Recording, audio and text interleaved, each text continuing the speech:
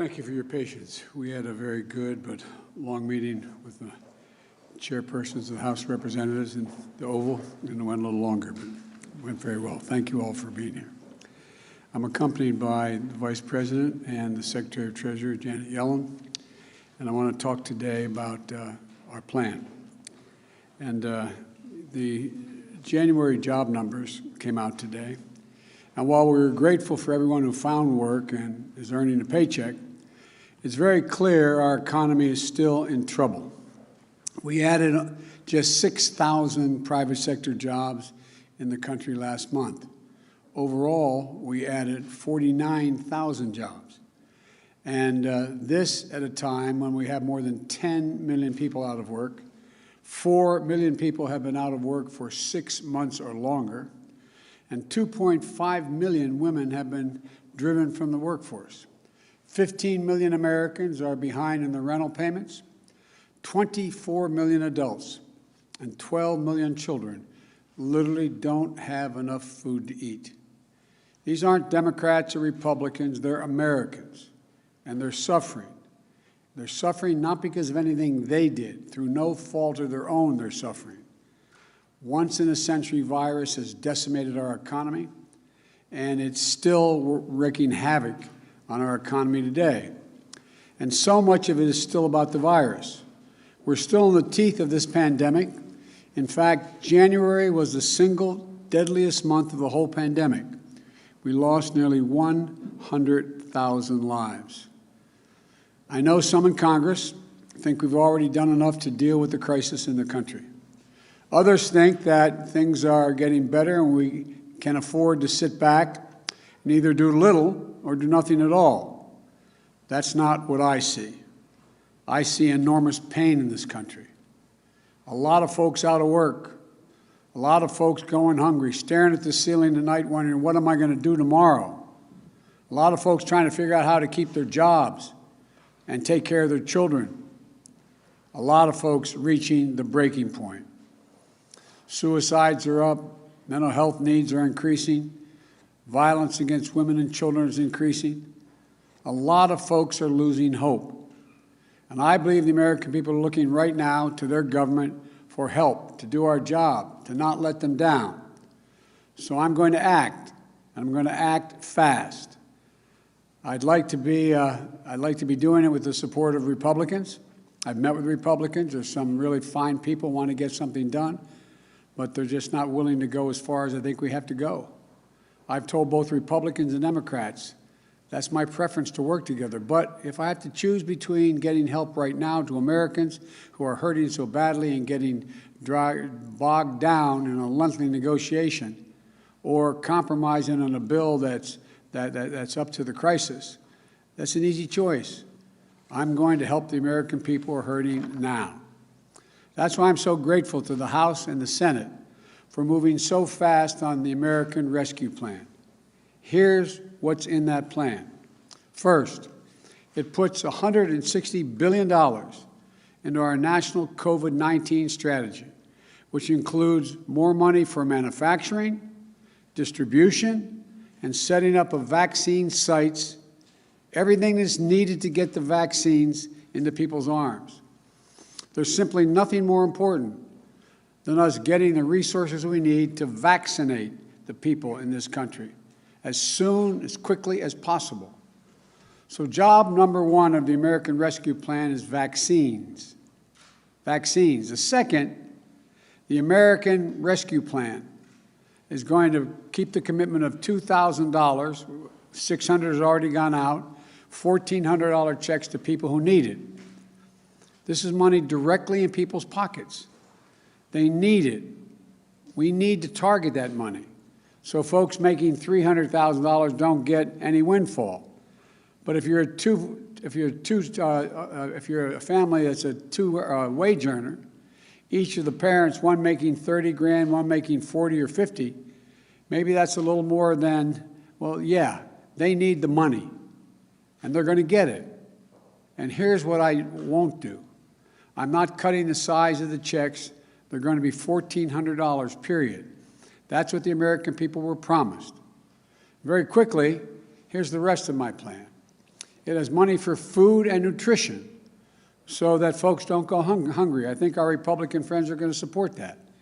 It extends unemployment insurance, which is going to run out on March 13th of this year to the end of September of this year, because we're still going to have high unemployment. It helps small businesses, thousands of whom have had to go out of business. It has money to help folks pay their health insurance. It has rental assistance to keep people in their homes rather than being thrown out in the street. It's got money to help us open our schools safely. It has money for child care, for paid leave. It gets needed resources of state and local governments to prevent layoffs of essential personnel, firefighters, nurses, folks who are school teachers, sanitation workers. It raises the minimum wage. It's big and it's bold, and it's a real answer to the crisis we're in.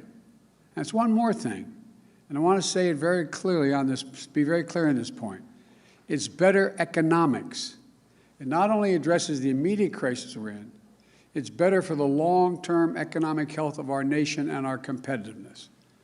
My plan creates more jobs, creates more economic growth, and does more to make us competitive with the rest of the world than any other plan. Don't take my word for it. Just look at what leading economists across the nation have said and in the world and across the ocean have said. Wall Street investment firm Moody's says, if we pass the American Rescue Plan, it will lead to 4 million more jobs than otherwise would be created. The nonpartisan Brookings Institution has looked at the American Rescue Plan and said the GDP will reach pre-pandemic projections by 2021, meaning we'll have recovered by the end of 2021. Much sooner, by the way, than if we do nothing. Look, just this week, the Congressional Budget Office projected that if we don't take action, it would take until the year 2025 to return to full employment.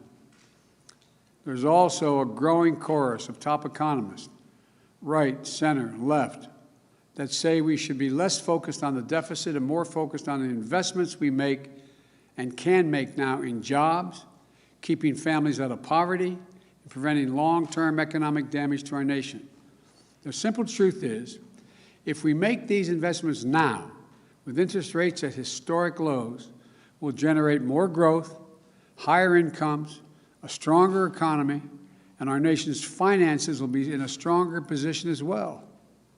And the payoff won't just be in jobs, but in our global competitiveness as well, because we'll be regaining our economic strength faster. So, the way I see it, the biggest risk is not going too big if we go too small. We've been here before. When this nation hit the Great Recession that Barack and I inherited in 2009, I was asked to lead the effort on the Economic Recovery Act to get it passed. It was a big recovery package, roughly $800 billion. I did everything I could to get it passed, including getting 3 Republicans to change their votes and vote for it. But it wasn't enough. It wasn't quite big enough. It stemmed the crisis, but the recovery could have been faster and even bigger. Today, we need an answer that meets the challenge of this crisis, not one that falls short. And that's the issue facing the country right now. What Republicans have proposed is either to do nothing or not enough. All of a sudden, many of them have rediscovered fiscal restraint and the concern for the deficits. But don't kid yourself. This approach will come with a cost. More pain for more people for longer than it has to be. Secretary Yellen talks about the scarring effect that comes with prolonged economic pain. We see that scarring effect in economic data, but more important, we can see it in the lives of people living with long-term unemployment, living in hunger, at wit's end over how to keep their jobs, take care of their kids. And then she talks about the need to alleviate long-term suffering in the economy. We can do that. We don't have to wait until 2025 to get back to full employment, which will be the case if we don't do this.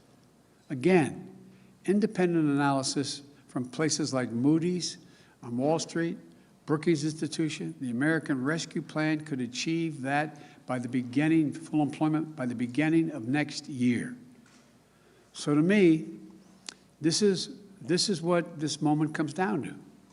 Are we going to pass a big enough package to vaccinate people, to get people back to work, to alleviate the suffering in this country this year? That's what I want to do. Or are we going to say to millions of Americans who are out of work, many of whom have been out of work for 6 months or longer, who've been scarred by this economic and public health crisis, don't worry, hang on, things are going to get better.